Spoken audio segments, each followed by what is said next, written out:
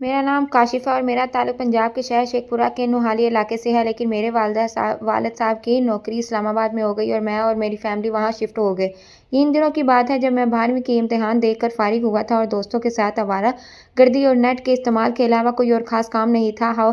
हुआ कुछ यूँ कि मैंने शेखपुरा अपने आबाई घर में जाने का प्रोग्राम बनाया, जहाँ पे अब मेरी दादी और 2 चचा और एक इनकी फ़ैमिली के लोग रहते हैं। बड़े चचा की शादी हुई और सरकारी मुलाजिम थे, वो फ़ौत हो चुके थे। इनके 2 बच्चे हैं, बेटे की 16 साल उम्र है और बेटी वो 14 साल की है। और छोटे चचा की शादी नहीं हुई, वो भी नौकरी करते हैं और वो भी सरकारी मुलाजिम हैं। जब मैं वहाँ शाम को पहुँचा तो बहुत गर्मी थी, जून का महीना चल रहा था। मुझे देखकर वहाँ सब खुश हुए। हम सब ने मिलकर खाना खाया और सोने की तैयारी करने लगे। गाँव और देहातों का माहौल यही होता है कि लोग खुले सहन या छत पर सोते हैं। छोटे चचा और बड़े चचा का बेटा नीचे अपने कमरे में ही सोते थे। वैसे भी चचा के बेटे को रात देर तक टीवी देखने का शौक था। चची ने छत पर मेरी भी चारपाई लगा दी थी। मैं सफ़र की वजह से थका हुआ था और चारपाई पे लेट गया और कुछ ही देर में मेरी आंखें लग गई। रात को जब सब सोए हुए थे, अचानक मुझे गर्मी की वजह से प्यास और गर्मी महसूस हुई और गर्मी और प्यास की शिद्दत से मेरी आंख खुल गई। साथ चारपाई पर चची सोई हुई थी। जब वहाँ देखा तो इनकी चारपाई खाली थी। मैंने सोचा हो सकता है बाथरूम गई हों या प्यास लगने की वजह से पानी पीने के लिए गई हूँ। मैं चारपाई से उठा और छत पर बना हुआ एक कमरा था जिसमें पानी का कूलर भरा हुआ था, इस कमरे की तरफ चल पड़ा। जब मैं कमरे के दरवाजे पर पहुंचा तो दरवाज़ा बंद था, लेकिन दरवाजे के नीचे से हल्की सी रोशनी आ रही थी। मैं तो पहले हैरान हुआ, अगर चची पानी पीने आई हैं तो दरवाज़ा बंद करके क्यों पानी पी रही हैं, और अगर वो अंदर नहीं हैं तो फिर ये रोशनी किस चीज़ की है। मैंने दरवाजे को हल्का सा पुश करके खोलने की कोशिश की तो वो अंदर से बंद था, अंदर से लॉक हुआ था। मैं अभी इसी सोच में था कि मुझे अंदर से किसी के दरवाजे की तरफ चलकर आने की आवाज़ आई। मैं जल्दी में यहाँ वहाँ देखा। मुझे कमरे के साथ बाहर वाली साइड पर एक डरबा नज़र आया। इसके बैक साइड पे कोई 2-3 फीट खाली जगह थी। मैं जल्दी से वहाँ जाकर छुप गया। कुछ ही मिनटों के बाद हल्का सा दरवाज़ा खुलने की आवाज़ आई और कोई बाहर निकला और इधर-उधर देख के सीधा डब्बा के साथ बनी हुई कियारी की तरफ आने लगा। मैंने गौर से देखा तो मुझे चची दिखाई दी, जो कि कियारी की तरफ आ रही थी और मैं कियारी के साथ बने हुए डब्बे, जो कि 4 से 5 फीट ऊंचा था, इसके पीछे पाँव के बल बैठा ये मंजर देख रहा था। लेकिन मुझे वहाँ कोई देख नहीं सकता था, लेकिन मुझे चांद की रोशनी में साफ नजर आ रहा था। जब चची कियारी के करीब पहुंची तो मैंने देखा कि चची ने वहां से कोई चीज़ उठाई और दोबारा इसी कमरे की तरफ वापस चली गई। मैं इनके जाने के कोई 2 मिनट के बाद चुपके से वहां से निकला और कमरे की तरफ गया और इनकी बाहर दरवाज़ा हल्का सा खुला हुआ था, लेकिन हल्की सी रोशनी आ रही थी। मैंने आहिस्ता से थोड़ा दरवाजे को पुश किया और सिर्फ आधा सा सर अंदर करके झांका तो थोड़ा अंधेरा होने के बावजूद अंदर का जो मंजर देखा वो मेरे होश ही उड़ा देने के लिए काफ़ी था। अंदर चची लेफ्ट साइड पर एक कोने में एक चारपाई के ऊपर बैठी हुई थी और खुद से खेल रही थी। ये नज़ारा देखकर मैं होश खो बैठा और जब 8 से 10 मिनट के बाद मैं तस्वुरात की दुनिया से वापस आ गया और जब आंखें खोली तो मेरे पाँव तले ज़मीन निकल गई। जब मैंने आंखें खोली तो देखा चची का रंग उड़ा हुआ था और इनकी नज़र मेरे चेहरे पर थी और मैं अभी खौफ और शर्मिंदगी की ही सोच में था कि चची की आवाज़ मेरे कानों तक पहुंची। काशी, तुम यहाँ क्या कर रहे हो? तो मैं बगैर चची की तरफ देखे तेजी से चलता हुआ सीढ़ियाँ उतरता हुआ नीचे रूम में जाकर अंदर से लॉक लगा लिया और खौफ और शर्मिंदगी से सोचने लगा कि अब आगे क्या होगा, मैं चची का सामना कैसे करूँगा। अगर उन्होंने किसी को बता दिया तो अबू की मार और ख़ासकर सबसे छोटे चचा के बारे में सोचकर ही मैं डर रहा था।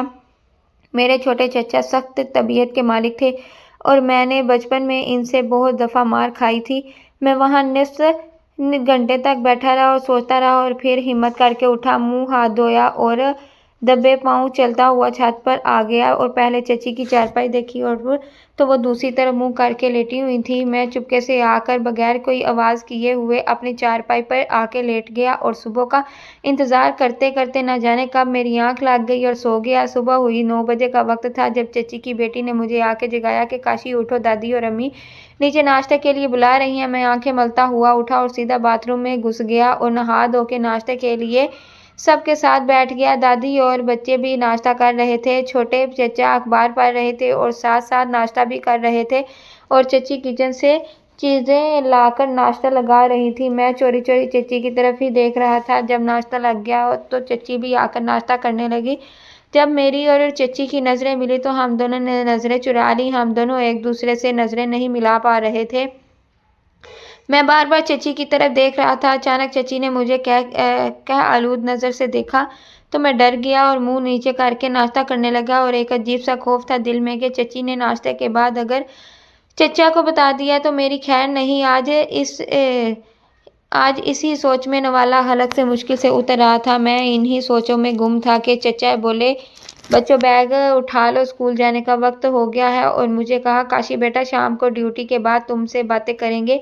मैंने बस इतना ही कहा, जी चचा, और वो चंद मिनट के बाद बच्चों के साथ चले गए। दादी अपने कमरे में चली गई और चची ने बर्तन उठा के किचन में रखने शुरू कर दिए। मैं भी चुपके से उठा और टीवी वाले कमरे में बैठ के टीवी देखने लगा। टीवी में खास दिल नहीं लग रहा था।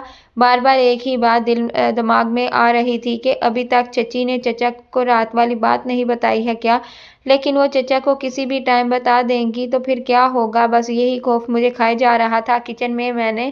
किचन में से चची के बर्तन धोने की आवाज़ आ रही थी। फिर कुछ देर बाद मैंने देखा कि चची पूरे घर में झाड़ू देने लगी, पहले सहन में, फिर बाकी कमरों में भी। जब वो टीवी वाले कमरे में आई और मुझे थोड़ा रूखे से अंदाज में बोला कि काशी बाहर जाओ, मुझे कमरा साफ करने दो, सफाई के बाद बैठ के टीवी देख लेना। मैं खामोशी से उठा और बाहर सहन में परी हुई चारपाई पे आके बैठ गया। और फिर कुछ देर बाद मैंने देखा चची टीवी वाले कमरे से सफाई करके अपने कमरे में चली गई और मैं फिर टीवी वाले कमरे में आकर बैठ गया और टीवी लगा लिया। लेकिन दिमाग कहीं और था। थोड़ी देर बाद कमरे की खिड़की से देखा कि चची अपने कमरे से निकल कर दूसरे रूम की तरफ जा रही हैं और रूम में अंदर दाखिल होकर अंदर से दरवाज़ा लॉक होने की आवाज़ आई। मेरे दिमाग में फिर शैतान ने दस्तक दी और मैं रात वाले वाक़ये के बारे में सोचने लगा। अचानक मैं वहाँ से उठा और इस रूम की तरफ चलने लगा और रूम के दरवाजे के पास पहुँचकर मैंने दरवाजे के अंदर देखने की कोशिश की, लेकिन दरवाज़ा लोहे का बना हुआ था और इसमें कोई ख़ास ऐसी जगह नहीं थी जिससे अंदर देखा जा सके। अंदर देखने के लिए जगह तलाश कर रहा था। यकदम मुझे जहाँ दरवाजे का लॉक था, इसके बिल्कुल नीचे छोटा-सा सुराख नज़र आया। मैंने फ़ौरन वहाँ आँख लगाई और अंदर देखा तो अंदर का मंज़र देखकर जो होश खो बैठा कि चची फिर से खेल रही हैं। इस नज़ारे में मगन था कि चची नीचे बैठ गई और इनका मुँह तो पहले ही दरवाजे की तरफ था और मुझे यूँ लगा कि उन्होंने मुझे सुराख से देख लिया है। वो इस वक्त बिल्कुल सुराख की तरफ देख रही थी। मेरी तो इस वक्त फटकर हाथ में आ गई और मैं वहाँ से भागता हुआ दादी के साथ वाले कमरे में जाकर दरवाज़ा बंद करके बैठ गया और खौफ से पागल हो गया और सोचने लगा कि ये मैंने फिर क्या गलती कर दी है। अब तो मेरी खैर नहीं और चची आज ज़रूर चचा को बता कर रहेंगी और मेरी आज शामत आएगी। मैं इसकी कश्मकश में बैठा हुआ सोच रहा था कि आगे क्या होगा मेरे साथ। थोड़ी ही देर बाद मुझे इस रूम का दरवाज़ा खुलने की आवाज़ आई और फिर किसी के कदमों की आवाज़ आहिस्ता-आहिस्ता मेरे कानों में गूंजने लगी और वो आवाज़ जिस कमरे में बैठा हुआ था इसके नज़दीक आती हुई महसूस हो रही थी और मेरी दिल की धड़कन तेज़ हो रही थी। जैसे ही वो आवाज़ कमरे के पास पहुंची तो मैं खौफ से कांपने लगा, लेकिन फिर मुझे साथ वाले कमरे के दरवाजे के बंद होने की आवाज़ आई और थोड़ी सी खामोशी हो गई। साथ वाला कमरा चची का अपना बेडरूम था। मैंने हिम्मत की और आहिस्ता से चलते हुए कमरे के दरवाजे का लॉक खोला जिसमें बैठा हुआ था और थोड़ा सा खोल के बाहर देखा तो साथ वाला कमरा बंद था। मैं थोड़ा सा सुकून में आया और वापस दरवाज़ा बंद करके अंदर कमरे में आकर बैठ गया और दरवाज़ा लॉक नहीं किया और चारपाई पे बैठकर सोचने लगा कि अगर चची मुझसे खुद बात करती हैं तो आगे से क्या जवाब दूंगा और अगर वो शाम को चचा को बता देंगी तो कैसे बच सकूंगा। मैं इन्हीं सोचों में गुमसुम बैठा था और कोई निस्फ घंटे के बाद यकदम मुझे मेरे कमरे का दरवाज़ा खुलने की आवाज़ आई और मैंने मुंह उठाकर देखा तो सामने दरवाजे पे चची थी और इनको देखकर मेरा रंग पीला हो गया। वो कमरे में दाखिल हुई और दरवाज़ा बंद कर दिया और चलती हुई मेरी चारपाई पे आकर बैठ गई, इसके सामने वाली चारपाई पर आकर बैठ गई और थोड़ी देर के लिए खामोश हो गई। मैं खौफ से इनके साथ आंखें नहीं मिला सकता था, इसलिए मैं मुंह नीचे करके बैठा हुआ था। कोई 5 मिनट की खामोशी के बाद चची की आवाज़ मेरे कानों में गूंजी।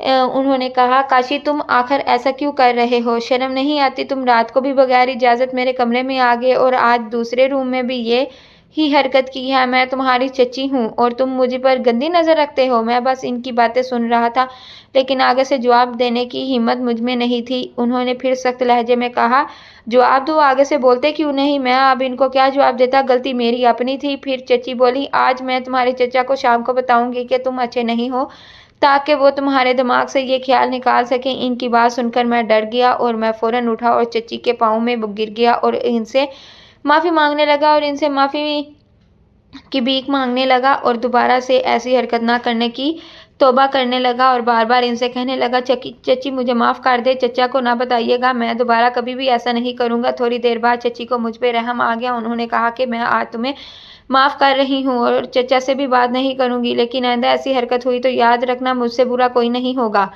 मेरी जान पे जान आई, जान में जान आई और मैंने कहा, चची मैं वादा करता हूँ आइंदा ऐसा कभी कुछ नहीं होगा। और फिर वो उठकर बाहर चली गई। मैं चारपाई पर लेट गया और सोचने लगा, चल काशी बेटा, आज तो बचत हो गई, आगे से बहुत मोहतात रहना होगा। फिर इस तरह ही कुछ दिन गुजर गए और मैं भी नॉर्मल हो गया और चची से भी बातचीत होती रही और चचा और बाकी सब घर वालों से भी उठना बैठना चलता रहा। फिर एक दिन दोपहर के वक्त दादी अपने कमरे में थी और चची भी घर का काम खत्म करके अपने कमरे में आराम कर रही थी और बच्चे 3 बजे घर आते थे और चचा 5 बजे आते थे। मुझे ख्याल आया सब अपने अपने कमरों में हैं और टाइम भी फ्री है और मैं अपना जैतून का तेल भी साथ लेकर आया हुआ था। मैंने बैग से तेल की शीशी निकाली और चची के साथ वाला कमरा, इसमें ही दरवाज़ा बंद करके अपने चारपाई पर बैठ गया और तेल से अपने बदन की मालिश करने लगा और मालिश में मशगूल हो गया। मैं अपने मालिश में इतना मशगूल था कि मुझे कोई खबर नहीं कि कब कमरे का दरवाज़ा खुला, जो कि मुझे लॉक करना याद ना रहा, और कब से चची मुझे मालिश करती हुई देख रही थी। और जैसे ही चची की नज़र मेरी नज़र से मिली, वो यकदम दरवाज़ा बंद करके अपने कमरे में चली गई। मुझे इनके कमरे का दरवाज़ा बंद होने की आवाज़ आई और मैं होश में आ गया। मैं जल्दी से भागता हुआ चची के दरवाजे को कांपते हुए हाथ से दस्तक दी तो अंदर से हल्की सी आवाज़ आई, कौन है? मैंने कहा, चची मैं हूँ।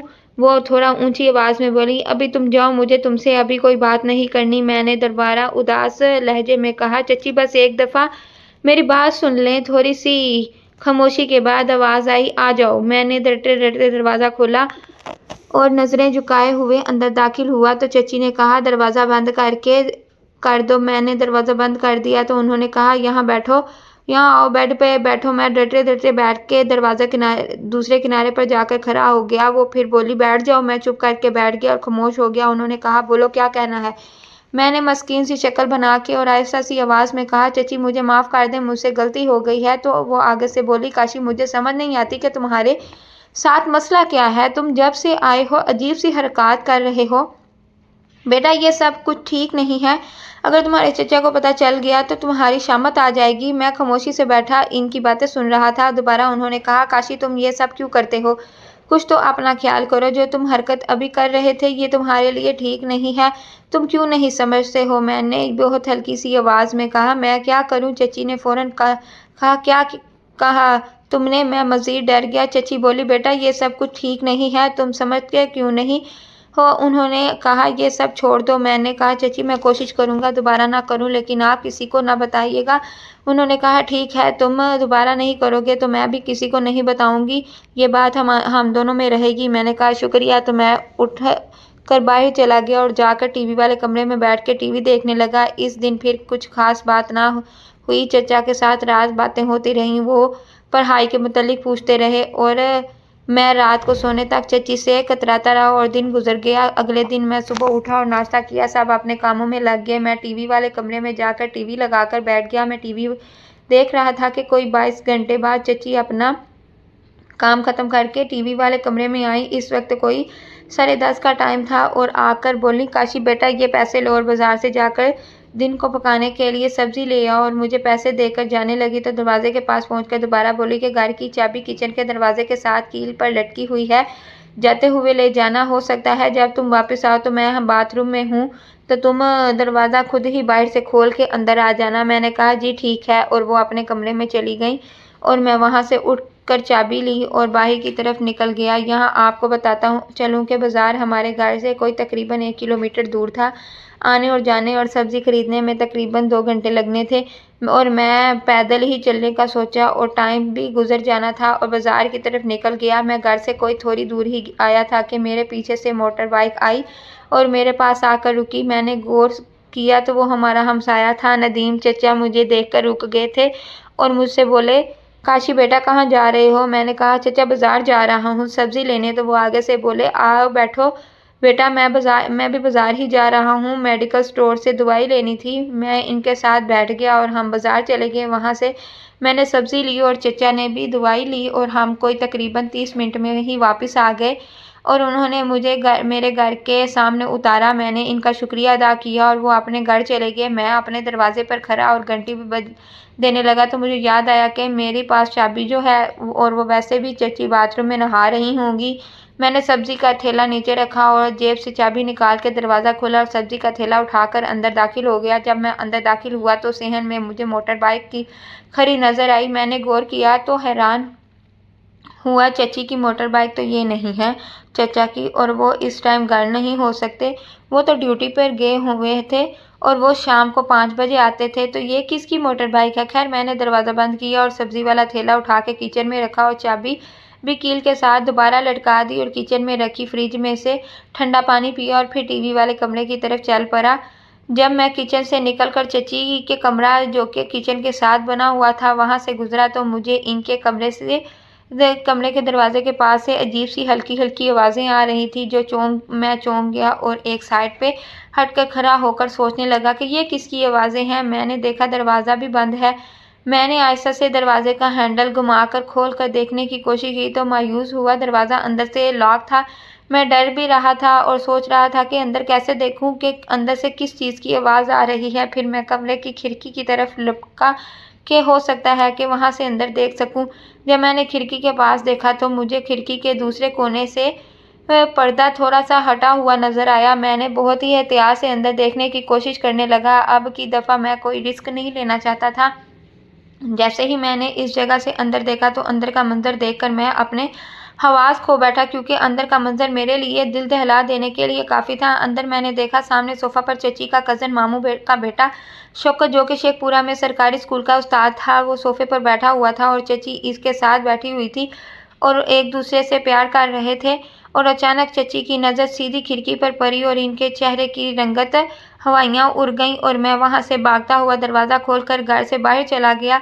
इस दिन घर से बाहर भाग जाने के बाद मैं शाम तक बाहर ही आवारागर्दी करता रहा और दिन को हुए वाक़े के मुतालिक सोचता रहा और मैंने अपने दिमाग में एक प्लान तैयार कर लिया था। फिर शाम को घर आ गया और घर के दरवाजे पर आकर घंटी बजाई और थोड़ी देर बाद मेरे कज़न ने दरवाज़ा खोला। मैं घर में दाखिल हुआ और सीधा बाथरूम में घुस गया और फ्रेश होकर चुपके से टीवी वाले कमरे में आकर टीवी लगाकर बैठ गया। मुझे अब चची का खौफ नहीं था, मैं इनका सारा खेल देख चुका था और मुझे पता था अब चची भी मेरी कोई बात किसी से नहीं करने वाली, इसलिए मैं इस लिहाज से पूरा मुतमिन था। थोड़ी देर के बाद मेरी कज़न ने आकर मुझे बुलाया कि आकर खाना खा लो, सब इंतज़ार कर रहे हैं। मैंने टीवी बंद किया और खाने वाले कमरे में चला गया। वहाँ पर सब लोग बैठे हुए थे, चची भी बैठी हुई थी लेकिन इनकी नज़रें नीचे ही थी।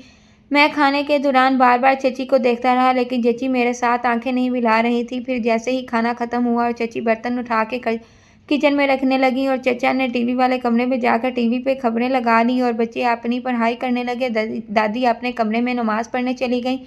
मैं भी वहाँ से उठा और टीवी वाले कमरे में जाकर चचा के साथ टीवी देखने लगा। कुछ देर वहाँ चचा से गपशप लगी, फिर वो उठकर चले गए और मैं वहाँ टीवी देखने लगा। थोड़ी देर बाद मैंने खिड़की से देखा चची ऊपर छत की तरफ जा रही हैं। मैं वहाँ टीवी देखने में मशगूल रहा। कुछ देर बाद चची नीचे आ गई और दोबारा अपने कमरे में चली गई जहाँ इनके बच्चे पढ़ाई कर रहे थे। मैं भी थोड़ी देर टीवी देखता रहा और मुझे नींद आने लगी। मैं भी टीवी बंद करके छत पर चला गया। वहाँ पर चची ने चारपाइयाँ लगा दी थी। मैं वहाँ अपनी चारपाई पर लेट गया और पता नहीं कब आँख लग गई और मैं नींद की आगोश में चला गया। आँख तब खुली जब मेरा कज़न मुझे सुबह नाश्ते के लिए उठा रहा था। मैं उठा और नीचे बाथरूम में जाकर घुस गया और नहा धो के बाहर निकला और सीधा आकर नाश्ते पर बैठ गया। सब हस्बे मामूल नाश्ता कर रहे थे। चची की तरफ देखा तो वो मुझे ही देख रही थी। मेरी नज़र मिलते ही इनसे फ़ौरन नज़रें नीचे कर ली और नाश्ता करने लगी। मैं दिल में बहुत खुश हुआ कि काशी बेटा अब तो तेरा काम होकर रहेगा। चचा ने नाश्ता ख़त्म किया और बच्चों से बोले, चलो बेटा तैयार हो जाओ स्कूल के लिए। और चचा अपने कमरे में चले गए और दादी भी अपने कमरे में चली गई और चची बर्तन उठाने लगी। मैं भी जल्दी से नाश्ता ख़त्म किया और टीवी वाले कमरे में टीवी लगाकर बैठ गया। मैं अब सोच रहा था कि चची किचन का काम ख़त्म करके घर की सफाई करेगी और वो टीवी वाले कमरे में भी आएगी। मैं इस कश्मकश में था कि चची से बात कैसे शुरू की जाए और साथ ही चची के आने का इंतज़ार कर रहा था। थोड़ी देर बाद मैंने खिड़की से देखा कि चची किचन से निकली और सेहन में सफाई करने लगी और फिर इसने बाकी सब कमरों की सफाई भी कर ली। आखिर में वो टीवी वाले कमरे की सफाई करती थी। मैंने देखा चची ने जब बाकी कमरों की सफाई ख़त्म कर ली तो वो सीधी फिर अपने कमरे में चली गई। मैं हैरान हुआ चची ने टीवी वाले कमरे की सफाई क्यों नहीं की। फिर मुझे ख्याल आया चची ज़रूर कल वाली बात की वजह से मुझसे सामना नहीं करना चाहती हैं और इसके दिल में एक खौफ भी होगा कि काशी ने अगर कल वाली बात का पूछ लिया तो क्या जवाब दूंगी। और मुझे अपनी जगह चची की कल वाली हरकत देखने के बावजूद हिम्मत नहीं हो रही थी कि बात कैसे शुरू करूं। फिर मैं वहां से बैठकर टीवी देखता रहा और दिन के 11 बज गए और मैं टीवी वाले कमरे में बैठकर अपना पूरा प्लान बना चुका था। मैंने हिम्मत की और चची के कमरे की तरफ चल पड़ा और इनके दरवाजे पर जाकर दस्तक दी, लेकिन अंदर से कोई आवाज़ नहीं आई। मैं 2 मिनट तक इंतज़ार करता रहा लेकिन कोई अंदर से आवाज़ नहीं आई। फिर मैंने दरवाजे को हल्का सा पुश किया तो दरवाज़ा खुल गया। मैंने आराम से दरवाज़ा खोल के अंदर दाखिल हुआ तो सामने देखा चची अपने बेड पर बैठी हुई थी और मुझे देखते ही इनका रंग पीला जर्द हो गया और बहुत ही आहिस्ता और कांपती आवाज़ में मेरे कानों में आई, काम है। मैं आराम से चलते हुए बेड के दूसरे कोने पर बैठ गया और आहिस्ता से कहा कि मुझे आपसे बात करनी थी। चची बेड पे ही बैठे बैठे आगे को बढ़ी और मेरे बिल्कुल नज़दीक आकर मेरे घुटने को हाथ लगाकर रोने लगी और कहने लगी, काशी मुझे माफ़ कर दो, मुझसे गलती हो गई। खुदा के लिए किसी को नहीं बताना, अगर घर में किसी को पता चल गया तो मुझे घर से निकाल देंगे और मैं किसी को मुंह दिखाने के काबिल नहीं रहूँगी। मैंने हिम्मत करके आगे से कहा, चची आपने ये काम क्यों किया? आपको अपने बच्चों या घर में किसी की भी इज्जत का ख्याल नहीं था? वो और रोने लगी और कहने लगी, काशी बेटा मैं भटक गई थी, खुदा के लिए मुझे माफ़ कर दो, मैं आगे से दोबारा काम ये नहीं करूँगी। मैंने भी कहा, चची अगर मेरी जगह चचा होते और आपको ये हरकत करते देख लेते तो फिर आपका क्या हाल होता था, ये आपने सोचा है? चची ने फिर घुटने पकड़ लिए और कहा, काशी अब तक इनको नहीं पता और ना ही उन्होंने देखा है और खुदा के लिए तुम भी ना बताओ। मैं वादा करती हूँ मैं तुम्हारी बातें राज में रखूँगी और तुम मेरी रखो। उम्मीद है आपको कहानी अच्छी लगी।